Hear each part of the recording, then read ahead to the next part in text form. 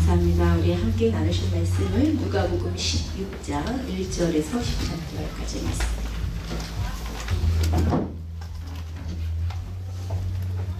누가복음 16장 1절에서 13절입니다.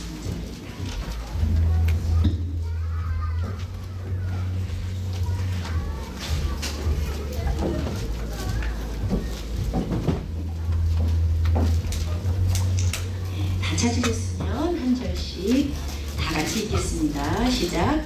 또한 제자들에게 이르시되 어떤 부자에게 청지기가 있는데 그가 주인의 소유를 낭비한다는 말이 그 주인에게 들린지라.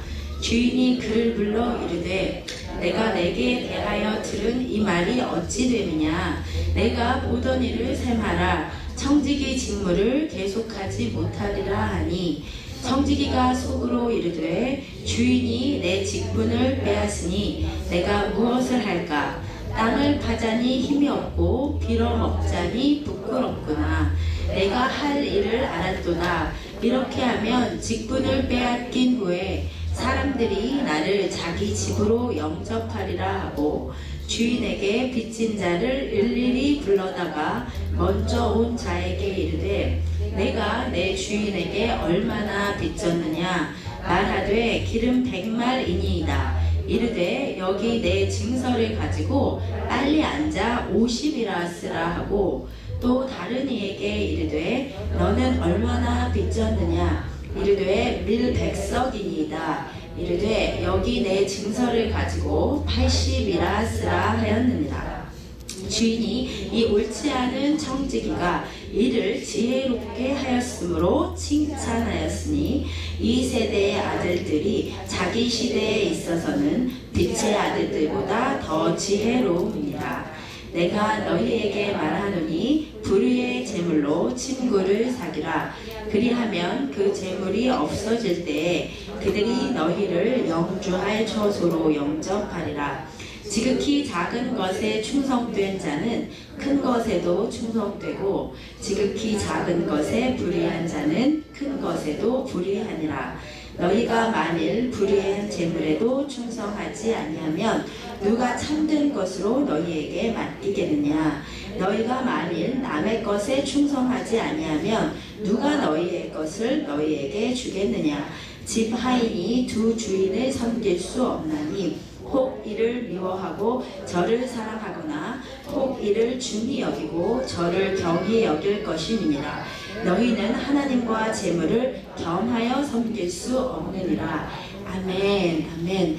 예, 설교를 드리기 전에 잠깐 광고를 덧붙이면 EM에서 특별히 이번에 야드세일에 좀 협조를 많이 해주시기를 이렇게 좀 부탁을 해서 제가 이렇게 전합니다. 아마 몇 주 전에 이웃교회에서 야드세일을 우리 청년들 선교 보내기 위해서 야드세일을 하는데 어른들이 엄청 동원이 됐던 것 같아요. 어른들이 열심히 하셔가지고 엄청 선교비를 많이 모금했다고. 그래서 저한테 그 얘기를 살짝 흘리면서 우리 어른들도 좀 본인들 이렇게 보내는데 조금 더 신경을 좀 써주시라고 그렇게 얘기를 하더라고요. 그러니까 예, 여러분 혹시 집안 살림 좀 찾아보시고 도네이션 할 것 있으면 많이 좀 도네이션 해주셨으면 좋겠습니다. 예, 오늘 말씀의 제목은 돈을 어디에 쓸 것인가.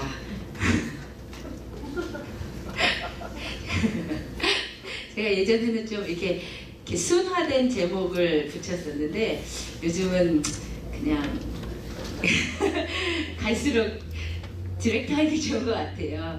오늘 진짜 하고자 하는 말은 돈을 어디에 쓸 것인가 이런 부분입니다. 제목부터 기분 나쁘시면 안 돼요. 아시겠죠? 네. 제가 사실은 이 설교를 준비하면서 우리 박지원 자매께 너무 죄송했어요.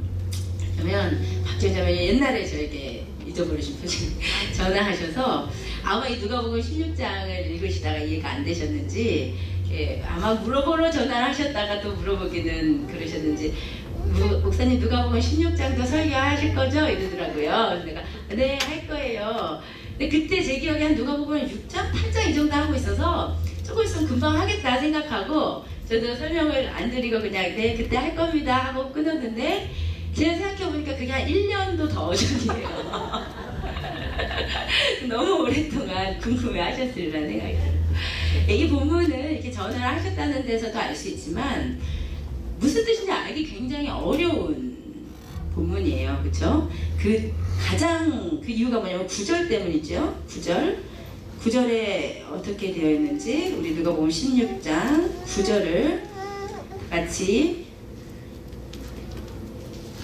읽어보도록 하겠습니다. 시작. 내가 너희에게 말하노니 불의의 제물로 친구를 사귀라. 그리하면 그 제물이 없어질 때 그들이 너희를 영주할 처소로 영접하리라. 이렇게 되어 있어요. 그러니까 불의의 제물로 친구를 사귀라니 이게 도대체 무슨 말인가. 그래서 굉장히 이해하기가 어렵고, 그래서 뭐 신학자들에 따라서는 이게 성경 최대 난제다 뭐 그렇게 이야기하기도 했습니다. 그런데 사실은 제가 보기에는 이 본문은, 이 비유는 그렇게 어려운 비유가 아니에요. 왜냐하면 예수님께서 비유를 설명하시고 말씀하시고 나셔서 그 비유의 뜻을 정확하게 말씀해 주셨어요. 예수님이 디렉트하게 말씀하셨어요. 그게 어디죠? 우리가 다시 보면 1절부터 7절까지는 비유에 대한 스토리를 이야기하시고 8절부터 13절까지 예수님께서 이 비유의 뜻이 무엇인지를 정확하게 말씀하셨단 말이에요. 다시 읽어볼게요. 시작. 주인이 이 옳지 않은 청지기가 이를 지혜 있게 하였으므로 칭찬하였으니 이 세대의 아들들이 자기 시대에 있어서는 빛의 아들들보다 더 지혜로움이라. 내가 너희에게 말하노니 불의의 제물로 친구를 사귀라. 그리하면 그 제물이 없어질 때 그들이 너희를 영주할 처소로 영접하리라. 지극히 작은 것에 충성된 자는 큰 것에도 충성되고 지극히 작은 것에 불의한 자는 큰 것에도 불의하니라. 너희가 만일 불의한 제물에도 충성하지 아니하면 누가 참된 것으로 너희에게 맡기겠느냐. 너희가 만일 남의 것에 충성하지 아니하면 누가 너희의 것을 너희에게 주겠느냐. 지파인이 두 주인을 섬길 수 없나니 혹 이를 미워하고 저를 사랑하거나 혹 이를 중히 여기고 저를 경히 여길 것입니다. 너희는 하나님과 제물을 겸하여 섬길 수 없느니라. 이 말씀이 예수님이 당신께서 해주신 스토리를 그대로 설명해 주신 거예요. 사실 이 비유는 또 다른 어떤 해석의 여지가 없는 굉장히 단순한 비유입니다. 오히려 제가 봤을 때는 뭐 오병이어의 기적이라든지 특별히 선한 사마리아인의 비유 같은 경우는 겉으로 봤을 때 너무 명확한 비유인데 그 안에 2중 3중의 의미가 있기 때문에 오히려 그 비유가 어렵고 놓치기가 쉬운데, 이 비유 같은 경우는 주님께서 해석하신 그대로 해석을 해야 돼요. 만약에 이 비유를 가지고 이 예수님께서 그 비유에 대해서 설명하신 부분을 빼고 막 머리를 굴려서 이상하게 꼬다가는 이상한 해석이 나와요. 이상한 해석들이 있는데 이 비유는 명확하게 주님께서 말씀하신 대로 제물의 사용에 대한 비유입니다. 아시겠죠? 이 비유의 핵심은 결국 13절이에요. 너희가 제물과 하나님을 겸하여 섬길 수 없다. 그러니까 이 비유가 일단 제물에 대한 비유이다라고 하는 것을 일단 그 감을 잡으시고 말씀을 들으셔야 되겠습니다. 그러면 일단 제물이 나왔으니까 이제 성도의 제물관에 잠깐 이야기를 해보자면, 요즘 아주 최근까지도 성도의 제물관에 대해서 굉장히 좀 이슈가 됐던 것 같아요. 그렇죠? 뭐 재정 강의, 뭐죠? 뭐 성부 있죠. 그렇게 재정에 대해서, 성도의 재정에 대해서 이제 굉장히 이슈가 됐었던 것 같은데, 제가 봤을 때는 굉장히 중요한 것 같아요. 그게 왜냐하면 우리의 삶은 어떻게 보면 물질과 시간으로 이루어졌다고도 볼 수가 있잖아요. 그렇죠? 그러니까 우리가 하나님께서 생명을 주셨다는 것은 우리에게 물질과 시간이 있다는 것인데, 우리가 살아있는 동안 그리스도인으로서 이 물질과 시간을 어떻게 사용하는지가 굉장히 중요합니다. 그런데 특별히 우리 성도의 훈련의 여정 가운데서 우리가 조금씩 하나님께 성숙되어가고 하나님 앞에 내 고집을 놓고 하나님의 기준대로 맞춰져 가는데, 어떻게 보면 그 훈련의 가장 마지막 단계에 물질 문제가 있다고도 볼 수 있는 것 같아요. 그래서 어디에서 찾을 수 있냐면 우리 요즘 보는 출애굽기에서, 그렇죠? 우리가 이제 출애굽기 10가지 재앙 들어갔잖아요. 근데 10가지 재앙이 너무 혹독하니까 바로가 못 견디겠으니까 조금씩 타협책을 제시를 하잖아요. 처음에는 이 애굽 안에서 예배를 드려라. 두 번째는 너무 멀리 가지 말아라. 그 다음에 세 번째는 애들은 놔두고 너희 남자 어른만 가라. 조금씩 그게 마귀가 우리의 삶에 조금씩 타협책을 제시하고 우리가 조금씩 성숙해가는 과정인데요. 마지막으로 바로가 제시하는 타협책이 뭐죠? 응? 빨리 가라. 그 타협책 아니잖아. 그래가지고 그 전에 빨리 가라 전에 계속 안 되니까 그래 그러면 너희 애들을 놓고 니는 가라. 그러다가 안 되니까 마지막에 하는 말이 너희 양과 소는 두고 가라. 그게 마지막이에요. 그게 마지막 타협이에요. 양과 소, 재물 문제. 어떻게 보면 우리가 하나님의 사람으로 성장해 가는데 참 어떻게 보면 자식 문제 하나님 맡기는 것보다 더 어려운 게 어떻게 보면 나에게 있는 이 물질을 어떻게 사용할 것이냐. 그 문제예요 사실은. 특별히 이런 문제 굉장히 어려우신 분들도 더 있어요. 그죠? 그러니까 이 재물 문제가 분명히 우리 훈련에 하나님 앞에서 다룸을 받아야 되는 게 분명한데 오늘 본문은 그래서 이 성경 중에서도 가장 성도의 재물과 관련해서 재정과 관련해서 중요한 본문입니다. 그런데 왜냐면 전체적으로 다 재물에 대해서 다루는 비유이기 때문이에요. 근데 그 재물들 중에서도 이 비유에서 집중하고 있는 바는 이거예요. 성도가 물질을 어디에 쓸 것인가 하는 거에 초점을 맞춰져 있어요. 아시겠죠? 그것을 기억을 하시면 좋겠습니다. 그럼 먼저 문맥을 파악하겠습니다. 언제나 비유를 보기 전에는 문맥을 봐야 돼요. 이 비유가 이렇게 시작합니다. 16장 1절 같이 읽겠습니다. 시작. 또한 제자들에게 이르시되 또한 그랬으니까 그 전에 무슨 일이 있었는지 기억하셔야 되죠. 그 전에 무슨 일이 있었죠? 지난주에 누가복음 15장에서 세리와 창기들이 예수님 앞으로 나오니까 바리새인들이 눈살을 찌푸렸어요. 그래서 예수님께서 그들에게 하나님께서 얼마나 잃어버린 하나를 사랑하시는지를 가르쳐 주시기 위해서 일은 양 비유, 일은 드라크마 비유, 탕자의 비유 그 세 가지를 가르쳐 주셨어요. 그러니까 영혼이 얼마나 중요한지를 설교하시고 나서 그 다음에 주님께서 또한 제자들에게 이르시되 이랬습니다. 이게 뭐냐면요. 예수님께서 설교를 하실 때 공중적으로 설교를 하시다가 그 주제에 대해서 제자들에게만 따로 또 설명을 하실 때가 있어요. 그것은 언제냐면 그 주제에 대해서 더 깊고 실천적인 내용을 설교하실 때 제자들에게 또 덧붙여서 설교를 하셨어요. 아시겠죠? 그러니까 이것은 영혼이 얼마나 중요한가, 하나님께 영혼이 얼마나 중요한가라는 큰 설교에서 더 깊이 들어간 조금 더 실천적인 내용을 어떻게 보면은 일반 성도들에게 좀 프레셔가 더 드는 내용을 제자들에게 더 설명한 내용이다. 그렇게 하시면 되겠습니다. 그죠? 그게 문맥이었습니다. 그러면 일단 비유의 줄거리가 어떻게 되냐. 어떤 엄청 돈이 많은 주인이 있었다 이 말이에요. 그 주인에게 하인이 있었어요. 그 하인이 청직이라고 성경에 되어 있고 헬라어는 오이코노몬인데 이게 뭐냐면 요즘의 매니저. 그죠? 예, 인플로이들이 있고 인플로이들 가운데서 매니저가 있잖아요. 총 감독하는 그 매니저가 청직이에요. 그러니까 이 주인의 집에서 일하던 매니저가 있었는데 이 매니저가 하는 일이 뭐냐면 주인이 돈이 많다 보니까 주인의 돈을 다른 사람에게 빌려주고 이자를 걷는 일, 그러니까 계약서를 쓰고 이자를 걷는 그런 일을 하였던 거예요. 이 청지기가. 그런데 이 청지기가 아마 이면 계약을 작성을 해서 중간에서 이자를 막 착복을 했던 것 같아요. 횡령을 계속 해온 거죠. 그러다가 이게 꼬리가 길면 잡힌다고 주인한테 들켰어. 그죠? 주인이 너 해고야. 오늘부터 당장 해고야. 이런 거죠. 그러니까 이 청지기가 아이고 이 해고면 내가 이거 어떡하나. 빌어먹자니 창피하고 땅을 파자니 아니 빌어먹자니 부끄럽고 땅을 파자니 힘이 없구나. 그러면서 머리를 빡빡 굴려요. 내가 이 직업이 없으면 어떻게 사나 이러면서 머리를 굴려가지고 뭐를 했냐면 자기가 계약서 같이 썼던 사람을 막 오라 그랬어. 오라 그래가지고 너 얼마 빚졌었지? 밀 100석을 빚졌습니다. 그러면 빨리 50이라고 고쳤어. 그리고 기름 100마를 50이라고 고쳤어. 밀 100석을 80석이라고 고쳤어. 막 이렇게 해준 거예요. 근데 당시에 기름 100마리 요즘 돈으로 환산하면 10만 불 정도 돼요. 그런데 10만 불 빚진 사람한테 반 딱 깎아주면서 5만 불만 빚졌다고 해. 얼마나 고마웠겠어요. 그죠? 이게 빚을 접은 사람이 이게 빚이 얼마나 무거운 건지 알잖아요. 우리가 빌릴 때는 쉽지만 갚으려고 하면 이게 정말 힘든 거거든요. 근데 힘든데 10만 불, 5만 불을 한 번에 깎아줘 버리니까 너무 감사한 거죠. 이 탕감받은 사람이.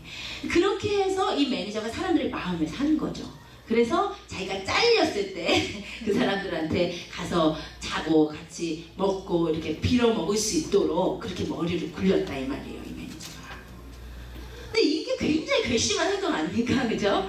지금까지 돈을 횡령해 온 것도 괘씸한데, 아니 지금 이제 막판에 완전 다 해먹고 가겠다는 거니까 괘씸하잖아요. 그런데 이 비유 속의 주인이요, 굉장히 통이 큰 주인이에요.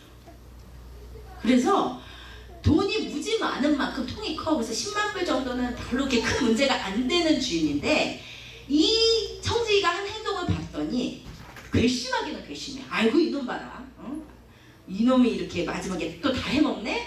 괘씸한데 그래도 통 큰 주인이 허허 웃으면서 하는 말이, 그래도 그놈 머리는 잘 썼네 이랬다 이 말이에요. 아시겠죠? 그래서 그놈 잘했다는 게 아니고 진짜 좋은 일을 했다는 게 아니라 그래도 머리는 잘 썼구만 이렇게 얘기했다는 거죠. 아시겠어요? 그게 이 비유의 줄거리가 되겠어요. 그러면 그 비유 속의 장치들의 의미를 이해해야 비유를 이해할 수 있잖아요. 근데 굉장히 쉽죠. 부자는 많은 재물을 갖고 계신 통 크고 제너러스한 주인은 우리 하나님이십니다. 그리고 청지기는 그 주인의 일을 맡은 주인의 집에 있는 청지기가 바로 우리라 이 말이에요. 아시겠죠? 그럼 이 가장 기본적인 비유의 장치를 가지고 오늘 비유를 보면, 한마디로 이 비유는 크리스천의 재정 원칙에 대해서 이야기를 하고 있어요. 제가 이것을 7가지로 이야기를 할 텐데, 7가지 재정 원칙을 보는 사이에 이 비유의 의미는 아주 자연스럽게 풀릴 것입니다. 그러면 첫 번째 이 비유 속에 알 수 있는 재정 원칙은 뭐냐면, 우리는 주님의 재물을 맡은 청지기다. 요것이 아주 그리스도인의 기본적인 재정 원칙이에요. 사실 우리가요, 돈을 벌다 보면 하나님의 것을 내가 잠시 맡았다라는 생각을 자주 잊게 돼요. 그렇죠? 그리고 이 재물이 하나님으로부터 왔다는 사실을 알기는 알지만, 인정은 하기는 하지만 잊어버려요. 내 것이냐 생각을 하게 된단 말이에요. 어떤 사람에게 이렇게 생각하겠죠. 내가 쎄빠지게 일해가지고 번 돈인데 뭐 하나님에게 왔습니까? 이렇게 생각할 수 있잖아요. 근데 바로 그런 분들을 위해서 신명기에 이렇게 말씀하셨습니다. 같이 읽으십시다. 시작. 그러나 내가 마음에 이르기를 내 능력과 내 손의 힘으로 내가 이 재물을 얻었다 말할 것이라. 내 하나님 여호와를 기억하라. 그가 내게 재물 얻을 능력을 주셨습니다. 아멘. 아멘. 이게 원칙이에요. 그러니까 여러분이 한 달에 버는 돈 있잖아요. 그거 하나님이 여러분에게 주신 거예요. 그거 확실히. 그러니까 용돈 받아 쓰는 거라고 생각하면 돼요. 용돈 주시면 좀 많이 주시지. anyway. 그만큼이 더 우리 분량이니까 그만큼 주시겠지만, 아무튼 한 달 내 주신 돈은 하나님이 나에게, 그것도 내 것으로 주신 게 아니라 청직이잖아요. 주인의 재물을 잠시 맡아 쓰고 있었어요. 그게 뭐냐면, 우리에게 주신 그 한 달의 재물을 우리 것으로 주신 것이 아니라 주인의 것을 맡아 쓰도록 주셨다 이 말이에요. 아시겠죠? 그런데 그렇다 보니까 어떤 일이 일어나면, 두 번째, 주님 앞에서 우리의 재물에 대해서 세말 날이 있어요. 아시겠죠? 바로 오늘 비유가 그렇잖아요. 오늘 비유에 보니까 이 청지기가 평생 주인의 사물을 볼 수 있을 줄 알았는데 그게 아니었다 이 말이에요. 셈할 날이 왔더라는 거예요. 맞죠? 여기서 이 셈하다라는 단어가 암포토스 톤 로고인데, 이게 뭐냐면 말해라, 증언해라, 계산해라 이 말이에요. 그러니까 주인이 너 보던 일을 셈하라. 이게 뭐냐면, 지금까지 내 재물 맡아서 쓴 거, 그거 나에게 어떻게 썼는지 낱낱이 얘기해봐. 증언해봐. 계산 여기서 다 해봐. 이 말이에요. 아시겠어요? 근데 중요한 것은 이런 날이 우리에게도 온다는 거예요. 여러분 기억하셔야 될 게, 하나님 앞에서요, 우리가 우리의 삶을 세말 날이 있습니다. 우리가 우리의 시간을 어떻게 사용했는지 뿐만 아니라, 오늘 비유를 보니까 하나님이 우리가 사는 동안 맡겨주신 재물을 어떻게 사용해 왔는지 하나님께 세말 날이 있어요. 여기서 세마다라는 단어가 똑같은 단어가 로마서 14장 12절에 우리가 각 사람이 자기의 일을 하나님께 짓고 하리라. 이게 그 말이에요.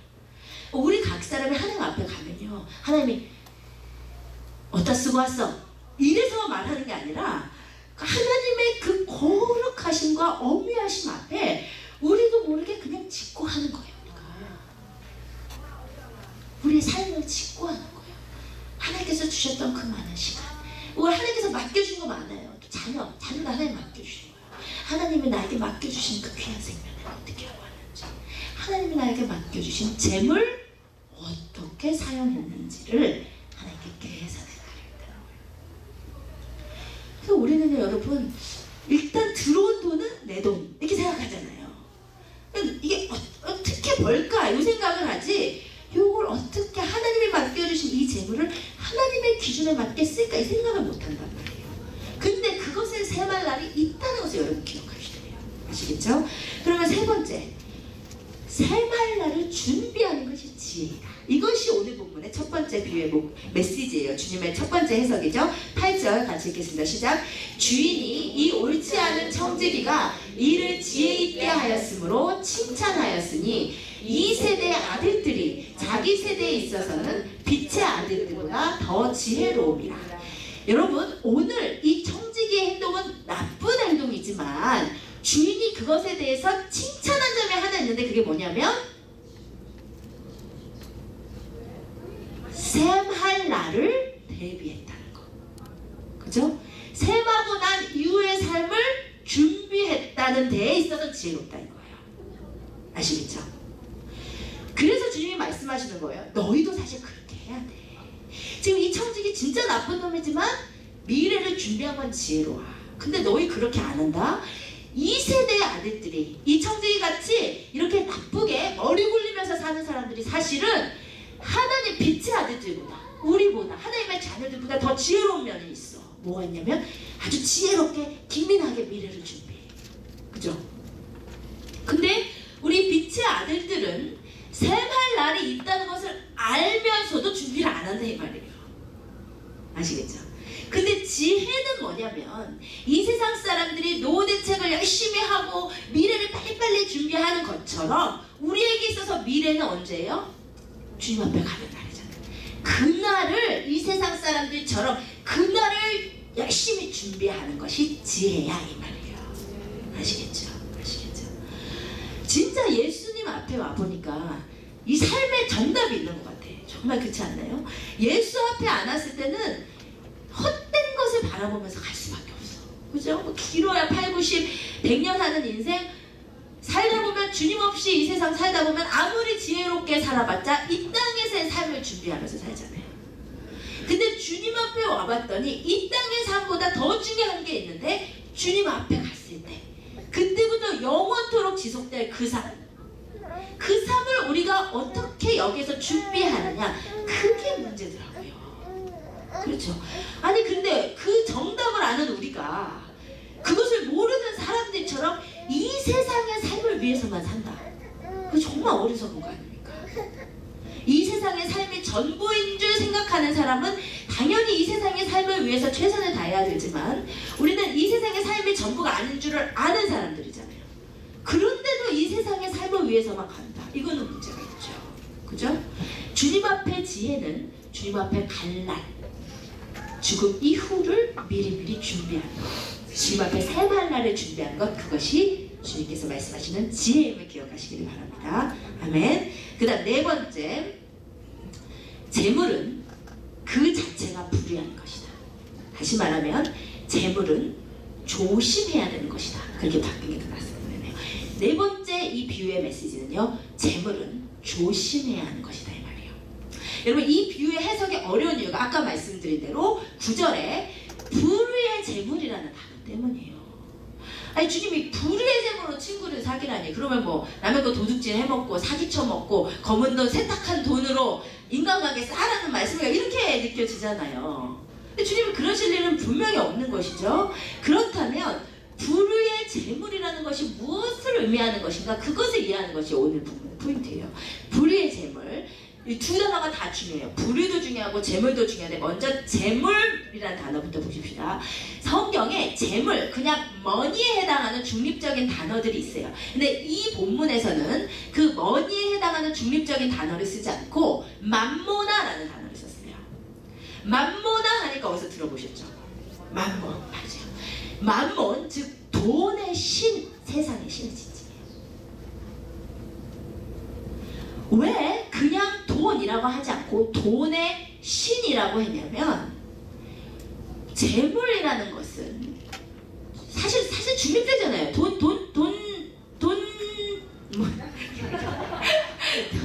흥분해야죠. 저는 사실 이 주제가 크게 와닿지는 않아요. 왜냐하면 저 정말 재물에 있어서는 하나님이 아주 그쪽을 이렇게 감지하는 센스는 완전 거의 죽여서 태어나게 하셨기 때문에 저는 이렇게 재물에 진짜 이게 물론 힘들죠. 오목사님이 같이 사는 오목사님 힘들지만 저는 이렇게 어렸을 때부터 배운 게 돈 생기면 주님 앞에 드리는 거. 딱 언제나 어렸을 때 돈 생기면 헌금할 수 있겠다. 헌금 너무 하고 싶으니까 세뱃돈 받으면 오늘 헌금할 수 있겠다. 이거 대학 다니면서도 이렇게 장학금 받으면 다 모아가지고 작정 헌금 모으면 이제 크게 되니까. 저는 사실 제사할 때 좀 재물에 순수한 것 같아요.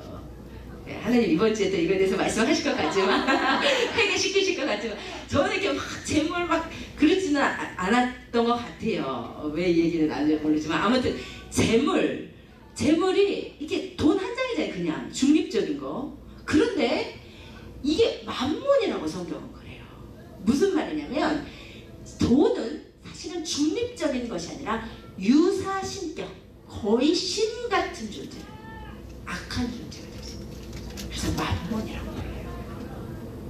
아시겠죠? 그래서요, 돈 자체가 어두운 영적인 실체와도 같대. 이게 성경이 말하는 바예요. 이게 만몬, 불의의 재물에서 일단 재물이 말하는 뜻이에요. 그러니까 사람이 참 이게 재물이 신 같다는 게 정말 맞는 게요. 돈독이 오르면 사람이요, 귀신 들리면 똑같아져요. 그렇지 않나요, 여러분? 너무 좋은 사람이었는데, 그죠? 너무 좋았고 정말 마음을 나누는 사이였는데 돈독이 들어갔더니 눈빛이 바뀌어. 진짜 그래요. 그래서 형제도 돈 때문에 죽이고 살인하고 이런 거 아니에요. 근데 돈이라는 게 그렇게 어려운 문제라 이 말이에요. 왜냐하면 돈 자체는 사실 중립적이지만 돈이 사실은 중립적인 것이 아니라 거의 신격, 우상과도 같은 영적인 어둠의 실체와도 같이 움직인다 이 말이에요. 그게 만몬의 의미예요. 그 다음에 불의의 재물이라고 그랬어요. 그래서 불의라는 단어는 아디키아스인데 의라고 하는 성경의 디카이오스네란 말이 중요해요. 성경의 의는 뭐냐면, 기억하실 것이 뭐냐면 도덕적이거나 윤리적인 개념을 성경에서 의라고 하네요. 그 사람이 부모님께 공손하고 부지런하고 이런 게 성경에서 말하는 의가 아니고요. 성경에서 말하는 의는 하나님과 올바른 관계를 의라고 해요. 아시겠어요? 성경에서 하나님과 나 사이에 올바른 관계에 맞춰줬으면 그게 의가 되는 거예요. 그리고 반면에 불의는 뭐냐면 하나님과의 올바른 관계에서 벗어났을 때 그것을 불의라고 해요. 그러면 불의의 만몬, 하나님과의 관계에서 벗어나게 하는 만몬이다 이 말이에요. 그러면 불의의 재물이라는 말은 한마디로 뭐냐면 의롭지 않게 얻은 재물이 아니고, 의롭게 얻은 재물, 의롭지 않게 얻은 재물 그 의미가 아니고 재물 자체가 하나님과의 올바른 관계를 방해하는 만몬의 속성이 있다 이 말이에요. 이해가 되셨어요? 이게 어려워요. 요 비유에서 요것만 이해되면 다 이해되는 거예요. 아시겠죠? 너 불의한 방법으로 재물을 얻어 이 말이 아니고, 그게 불의의 재물이 아니라 재물 자체가 하나님과 나의 관계를 방해하는 불의한 속성을 가진 만몬이다 이 말이에요. 아시겠죠? 이게 오늘 뷰의 네 번째 메시지예요. 크리스천의 재정 원칙의 네 번째 메시지는 재물을 조심해야 된다 이 말이에요. 그 말씀이 이 말씀이죠. 같이 읽겠습니다. 시작. 돈을 사랑함이 일만 악의 뿌리가 되나니 이것을 탐내는 자들은 미혹을 받아 믿음에서 떠나 많은 근심으로써 자기를 찔렀도다. 이게 불의의 재물에 풀어진 표현이에요. 재물을 사랑하면 일만하게 뿌리가 돼요. 그래서 신학교 가면 이제 교수님들이 제일 얘기하는 게 목회에 두 가지만 얘기하면 돼요. 하나는 나도 여자를 남자를 이성과 재물, 요거를 얘기해야 된다. 그게 정말 맞긴 맞는 것 같은 게 너무 귀하게 사역하셨던 주님의 종들이 다 여자 문제로 완전 떨어져 버리고, 게다가 또 돈 문제로 떨어졌을 때 정말 이 세상 사람들이 보기에도 너무 안타깝잖아요.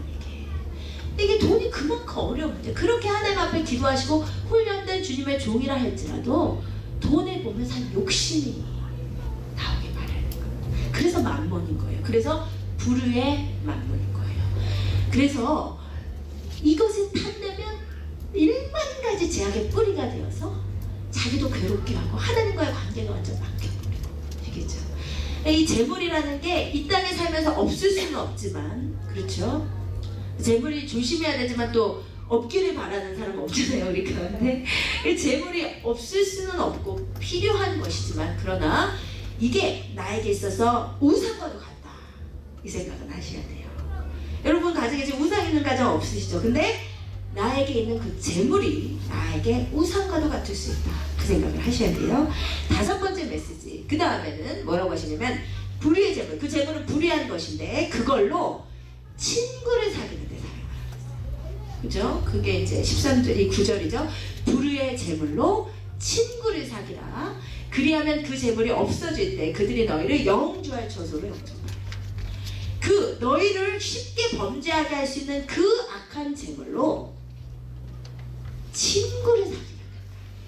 이거는 뭐냐면요, 주님께서 우리에게 우상과도 같은, 양날의 검과도 같은 재물을 어떻게 사용하는 것이 우리의 영혼의 축복이 되는지를 가르쳐주시고, 아시겠죠?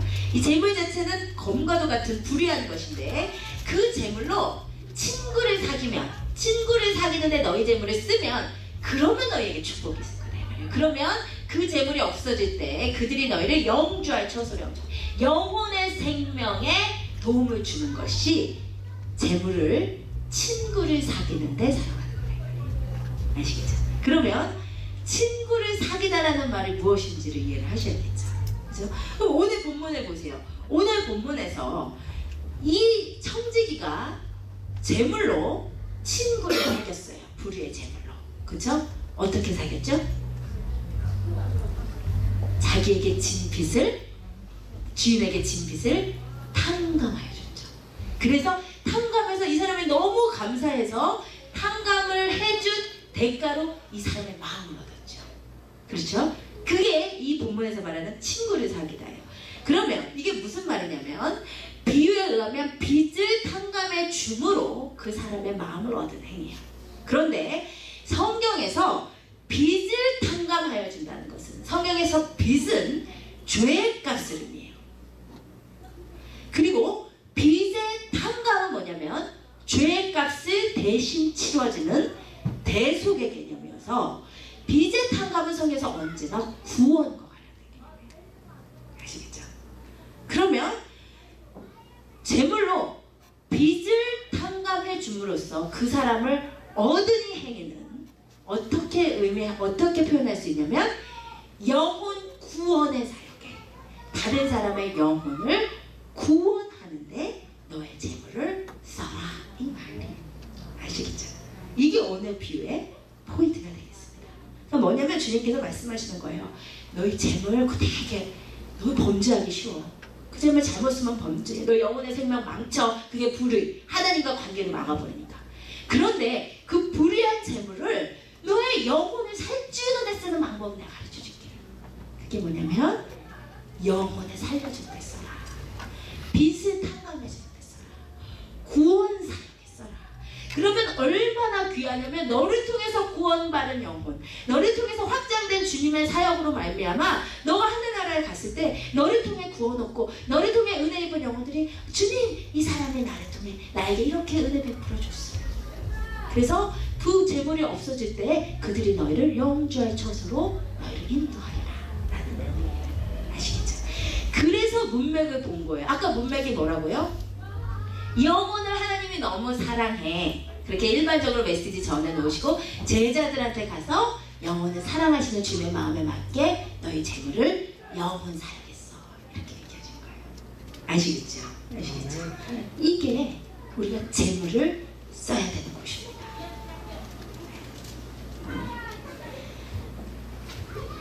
그래서 마지막 여섯 번째, 재물을 어떻게 쓰느냐가 주님의 맡기시는 사역과 상급을 결정한다는 것이 이어서 주님께서 계속 하시는 말씀이에요. 9절 이후에 주님께서, 제가 한 절씩 읽으면서 해석해 드릴게요. 10절, 지극히 작은 것에 충성된 자는 큰 것에도 충성되고 지극히 작은 것에 불의한 자는 큰 것에서 불의하니라. 우리가 보통 이 말씀이 너무나 유명하기 때문에 이 말씀을 딱 띄어서 보잖아요. 그러니까 너 지금 오늘 친교 맡았지? 이 친교 작은 지극히 작은 것에 충성되면 주님이 큰 것으로 맡겨주실 거야. 이런 의미로 사용을 하잖아요. 그것도 틀린 것은 아니지만 오늘 문맥에 의하면 여기서 말하는 지극히 작은 것은 재물이에요. 우리에게 있어서 재물이 되게 큰데 주님의 관점에서 재물은 지극히 작은 것이죠. 그런데 그 지극히 작은 재물을 주님 앞에 충성되게 사용하면 주님께서 지극히 큰 하늘의 것으로 맡겨주신다 이 말이에요. 아시겠죠? 계속 11절, 너희가 만일 불의한 재물, 아까 말한 그 불의한 재물에도 충성하지 아니하면 누가 참된 것으로 너에게 맡기겠느냐. 이 땅에 살 때 있는 재물, 그냥 불의한 거, 너희를 죄악되게 하는 것이야. 근데 너가 그것에도 충성하지 못하면 하나님께서 어떻게 너에게 참되고 좋은 것으로 맡길 수 있겠느냐.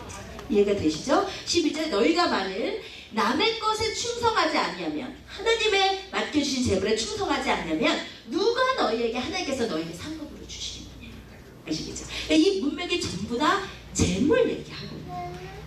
하나님께서 맡겨주신 작은 재물, 하나님의 것, 이것을 잘 사용을 하셔야 하나님께서 그것을 보시고 하나님의 사역을 맡겨주시고 하나님의 상급을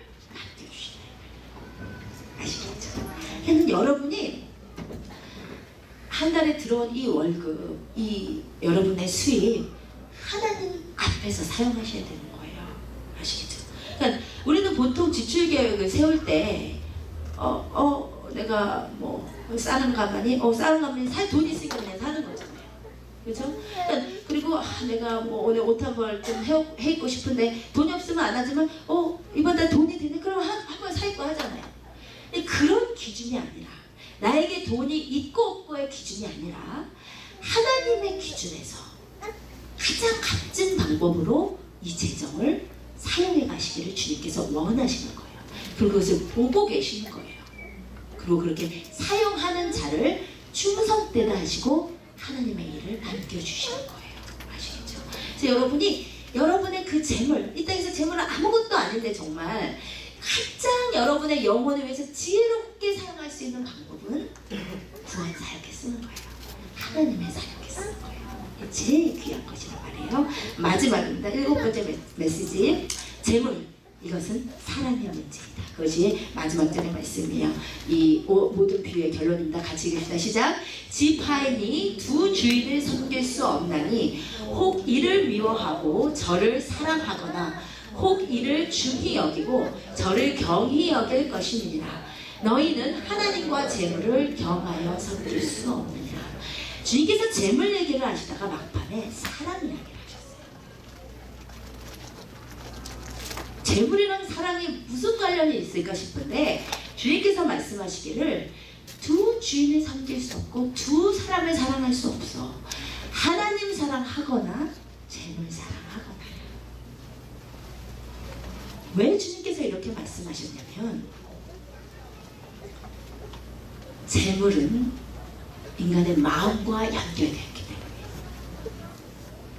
때문에 주님께서 분명히 말씀하시기를 재물이 있는 곳에, 너희의 재물이 있는 곳에 너희 마음이 있다고 하셨어요. 이게 희한한 건데요. 재물이 있는 곳에 진짜 마음이 있어요. 그래서 바로가 애굽에다 양과 소 두고 가라는 거예요. 양과 소를 애굽에다 두고 가잖아요. 가다 반드시 돌아오거든요. 재물 있는 곳에 마음이 있어요. 다시 말하면요, 여러분, 마음이 가면 재물이 가고, 재물이 가면 마음이 가고, 재물과 마음은 붙어 있어서 여러분이 사랑하는 대상에 재물을 사용하게 되어 있어요. 맞죠? 여러분이 누군가를 사랑하게 됐다는 증거는요, 그냥 말로 당신이 너무 사랑해요, 당신 모든 것이 좋아요, 당신의 숨소리도 좋아요 막 이러다가 이 사람을 위해서 50불짜리 선물하는데 너무 많아, 아까워. 이거는요 진심으로 사랑하지 않는 거예요. 정말 동의하지 않아요. 사랑하지 않는 거예요. 근데 여러분, 진짜 사랑하면요 다 퍼줘도 안 아까워요. 맞죠? 진짜 그래요. 제가 예전에 사랑을 해봤더니 제가 뭐 누구 선물 사줘 이렇게 막 이렇게 스윗하게 막 이런 거 못해요. 근데 좋아하니까 모자도 사주고 싶고 티셔츠도 사주고 싶고 가방도 사주고, 돈 없는데 벌어볼까 막 이러면서 그냥 사랑하게 됐으니까. 희한해요. 이 사람에게 사랑하면요 물질이 가요. 그렇죠? 진짜 맞아요. 여러분 자식한테 돈 써준데 아까우세요? 없어서 못 써주지. 그렇죠? 나한테 쓰려면 너무 아까워. 그렇지 않나요? 돈이 없을 때는 나한테 하나 사도 되는 거야 막 이러다가 자식한테는 다 퍼주고 싶죠. 돈만 생기면 사용되는 그곳이 여러분이 사랑하는 거예요. 알겠어요? 돈만 생기면 주님 좀 드리고 싶다. 돈만 생기면 선교에 쓰고 싶다.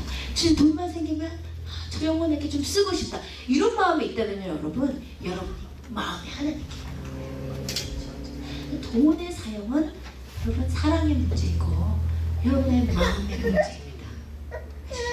하나님께서 여러분에게 주신 그 물질, 힘들긴 하지만 우리가 언제나 타이트하긴 하지만 그래도 많이 주셨으니까 지금까지 살아왔어요. 우리가 한번 생각해보면 그렇잖아요. 언제는 좀 모자라다 싶었지만 그래도 돌아온 세월 생각해보면 하나님께서 일마다 때마다 도우시고 부으셔서, 그래도 우리가 홈리스는 안 되고 여기 이렇게 있잖아요. 그러니까 하나님의 은혜고 하나님이 맡겨주셨다는 헌물인데, 그러면 이게 하나님 앞에 그냥 우리한테 그냥 쏟아 부어주신 게 아니라 하나님 앞에 세말 날이 있는데 하나님이 너에게 부어준 그 많은 물질 다 어디다 쓰냐?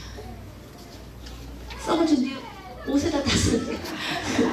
내 자식 교육에 다 썼냐? 우리가 하나님도 우리의 필요를 아시기 때문에 우리의 필요를 우리가 채워서 써야 되지만, 그래도 여러분 하나님을 사랑하는 한 하나님의 일을 위해 물질을 사용하게 되어 있습니다. 아멘. 그것이 오늘 비유의 의미였습니다. 여러분, 그래서 우리 주님께서 주신 재물을 하나님의 기준에서 쓰는 훈련을 하셨으면 좋겠고요. 오늘 나에게 주신 재물 생겼으니까 써야지, 이거 필요한데 여기다 써야지, 이게 아니고 하나님의 기준에 사용하셔서 하나님 앞에 세말 날 영혼을 살찌우는데 이 재물을 많이 사용하시는 지혜로운 청직이 되시기를 주님의 이름으로 부탁드립니다. 아멘. 우리 다 같이 일어나셔서 찬양하실 때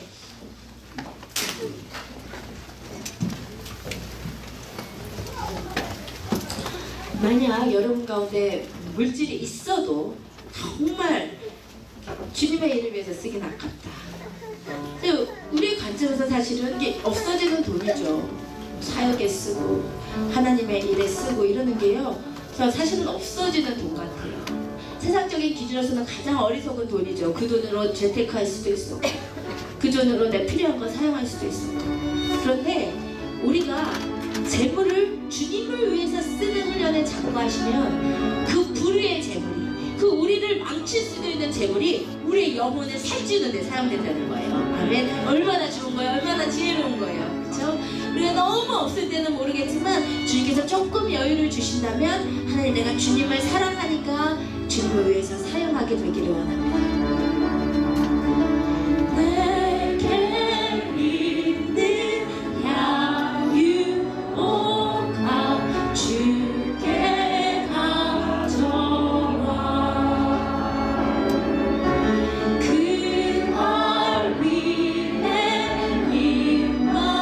주고 깨들이 네가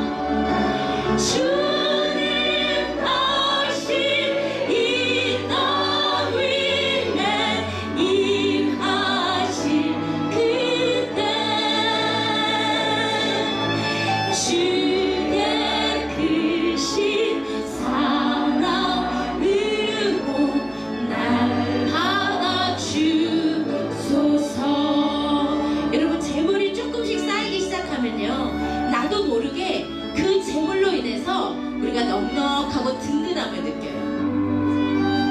내 통장에 잔고가 조금씩 쌓이고 내 부동산과 동산이 조금씩 늘어나고 내 노후 대출도 좀 된 것 같고 내 자식들한테 물려줄 돈도 좀 된 것 같고 그러면 든든해.